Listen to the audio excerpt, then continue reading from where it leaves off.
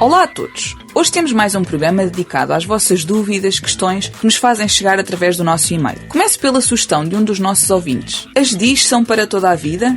Ou seja, uma criança com dislexia vai ser sempre disléxica e ter dificuldades na leitura? Bom, já falámos disso num dos primeiros programas, já lá vai há algum tempo. No entanto, é importante que fique bem esclarecido. Qualquer uma destas DIS, dificuldades de aprendizagem específicas, são vitalícias, ou seja, quando uma criança é disléxica vai sê-lo para o resto da vida. Claro que a intervenção pode melhorar e muito o seu desempenho, quer ao nível da leitura, que, aviso já, nunca será correta ou fluente, quer a descobrir outras estratégias que a possam ajudar a ultrapassar esta dificuldade ao nível da leitura. Agora, se calhar muitos de vocês pensam, então mas eu tenho um filho, aluno, conhecido, que é disléxico e lê corretamente? Pois bem, essa criança tem mesmo um diagnóstico de dislexia ou desconfiava-se que era disléxico.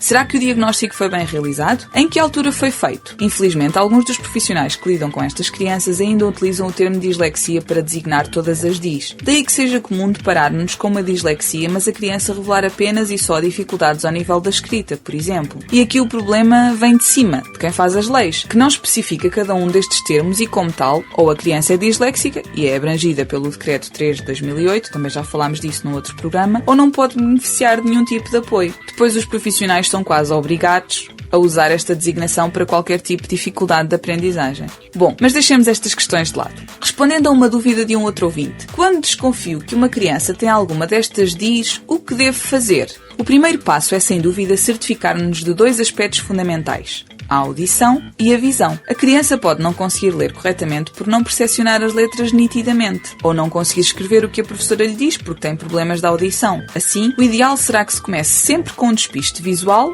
oftalmologia, e auditivo, otorrino. Depois, depende muito de quem desconfia. Se é pai, mãe, deve falar com o professor do seu filho, pois embora se consiga muita informação sobre estas 4 DIS, ninguém melhor do que o professor, que é quem passa mais tempo com a criança em contexto de aprendizagem, para lhe dar uma opinião. Se é professor, deve também tentar perceber o comportamento da criança em casa, pois o seu aluno pode sentir-se retraído na escola por causa dos colegas, por exemplo, e em casa não evidenciar esse tipo de comportamento. Sim, a comunicação entre os pais e os professores é fundamental, em qualquer etapa do desenvolvimento da criança.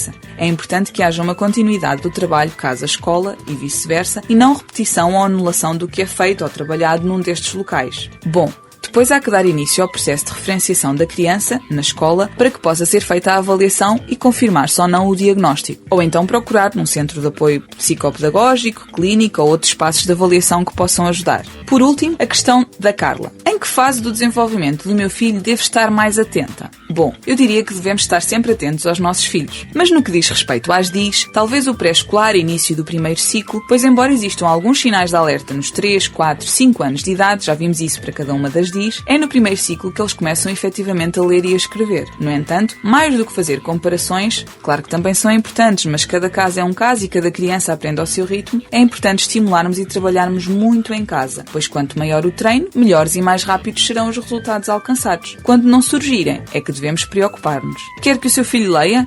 Então dê o exemplo e leia para e com ele. Quer que a sua filha escreva sem erros? Então cuidado com aquilo que escreve para ela. Lembre-se que eles são o espelho do que se passa à sua volta. Quer que goste de fazer cálculos? Então divirtam-se com a matemática. E hoje ficamos por aqui. Estamos a aproximar-nos do fim. Alguma dúvida, questão? Aproveitem agora. A DIA e as suas DIs estarão disponíveis aqui ou online através do endereço disdiafm@gmail.com.